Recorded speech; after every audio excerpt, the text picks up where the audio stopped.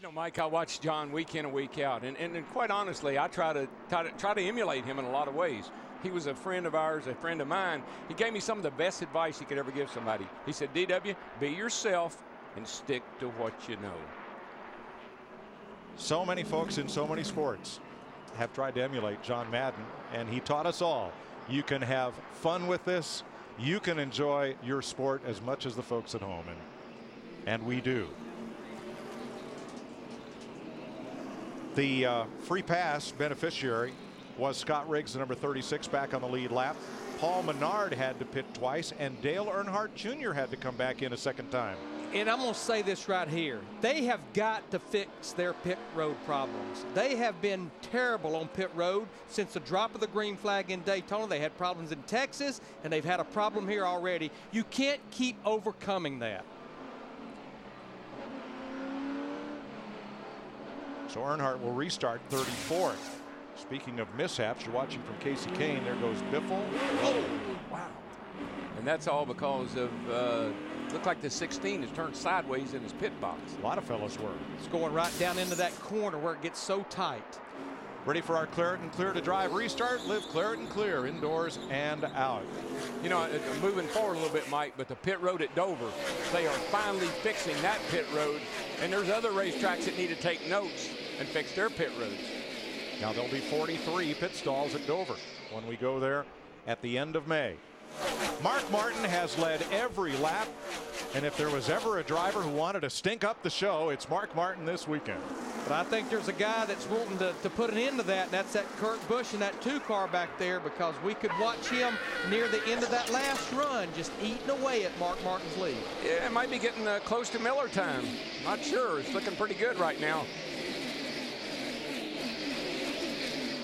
Last I looked, beer and cornflakes don't go well together. Martin holds the lead by 0.3 of a second. And look who's the new third place car, Denny Hamlin, as Jimmy Johnson makes a move to the inside of Carl Edwards and pulls right up on Kyle Busch. Just remember, everybody is on 4 fresh tires. I'm sure what everybody will be awaiting is what these cars are like after 4 fresh tires and adjustments 20 laps from now. Johnson to the inside of Kyle Busch, and he continues his move forward. He's going to pin Busch behind John Andretti, and that should allow Johnson to get to 10th place. Krista. Mike, you had documented how Kyle Busch had started to fall back before that caution. He told the team his car was getting worse in, worse center, worse off, but he said he really needed forward bite. Steve Addington made a wedge adjustment to try to give him that drive off the turns. And remember, that was one of Jeff Hammond's keys right before we took the green flag is forward bite. That just means the rear wheel's hooking up under acceleration off the corner. Now his nose just about hooked up with the rear of that 48 car down there in turn 1. Then the 48 cut him off. Third place. And Tony Stewart. Whoa, look at that handful of wheels Stewart had to get to regain control as he slid up track in front of Denny Hamlin. Well, on these low air pressures, when you come out of the pits and the pressures are so low, the car will jump around a little bit till the pressures build up. That's when you'll hear that crew chief always say, just be patient, it'll come to you. Got to wait for those pressures to come up a tad.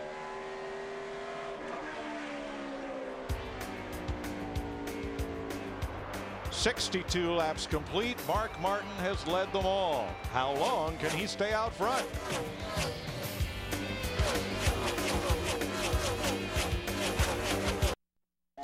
The Subway Fresh Fit 500 on Fox is sponsored by AT&T. Your world delivered. By Napa Auto Parts. Napa, get the good stuff. By FedEx Racing. We understand every day is race day. And by Cheez-It, the big cheese. At 70 laps, Mark Martin, Kurt Busch, Tony Stewart. Here is a look at Carl Edwards, who is in 13th. He started 11th. New paint scheme for Carl this week. His favorite Subway sub, sweet onion chicken teriyaki. Sounds pretty good. Must be good for 2 or 3 horsepower at least. Can't do anything. My left front feels like it's all wadded up. Now look at Dale Jr. in the 88. Look at the wad of traffic he's in. All because they had to make a second stop under this first caution period. He's back there. He's in a box. He can't go anywhere. He's boxed in behind all these cars. Plus, I don't think his car is very good right now. Larry, you raised the question about them having to make changes on this pit crew. Dick Berggren can tell us they have. Yeah, they sure have, Mike. The rear tire changer, Kip Wolfmeyer, was moved to the front for tonight's race. Wolfmeyer, a real veteran, but it was the front lug nut with which they had the problem. Then they hired Greg Burkhart to do the rears. He's another veteran. He was released from the 8 team when that team folded this week, so they had a new guy on the back end. They were even careful about the pit that they picked. Crew chief Tony Eury Jr. picked a pit with the timing line right in the middle of the pit. That would help Junior avoid speeding penalties. So they've done a lot to solve their pit problems, but on the very first stop, they had a bad one. And he is mired in 31st. And on his pit box tonight is Brian Weitzel, who has won races with Jeff Gordon. Doug Ducart, who is, I'm sure, they're the eyes of Mr. Hendrick. They are trying desperately to find a way to fix this problem. It seems like, I tell you, if you keep changing people around, you work as a team, and it's going to take some time. You can't keep changing things every week. And you know, Mike, we talked at the top of the show about this as a very short race. You can't have mistakes like that and overcome them. You might can do it at Texas a couple of weeks ago or in Talladega next week, but it's just hard to overcome a problem here in this short race. Now, not only Dale Jr.'s team making changes, we all saw the problems that Carl Edwards had in the last race, coming into the pits leading on the final stop, having a lug nut problem, falling deep in the field and not having a chance to contend. So, Krista, what has Roush Fenway Racing done to mix things up this race? Well, Mike, they have also made a change, and this was a choice by Bob Osborne. The crew chief made this call. They replaced the front changer. Actually, they moved the rear changer, Greg Donlin, to the front and added a new member. The rear changer is now Brandon Hopkins. There you're seeing him. He is brand new. He came from Germain Racing, came from the Truck Series, and on that first stop, I just checked with the team, they said he did great. So his debut so far is doing well. That's our new crew member on the 99.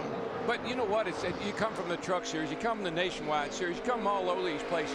But when you get to this level, they don't give you, it's like driving these cars. They don't give you a chance to get better. You better be good when you get here, and you better do it right the first time. That's right. You're in the show now. That's it.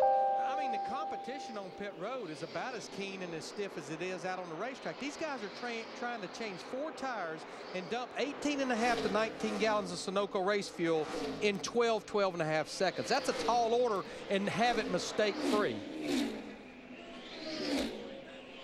One caution so far, and let me go back and correct. Mark Martin has led every lap of this race but one. During the caution period, all the lead lap cars pitted the first time around, with the exception of Michael Waltrip. He stayed out on track to lead a lap, pick up 5 bonus points, and then made his pit stop. So Mark's led all the green flag laps, all but 1 lap overall. I tell you, Michael was about to go a lap down. That worked out real good for him. But a guy I'm watching a little bit is a 29 car. Really, really frustrated this whole weekend with his car.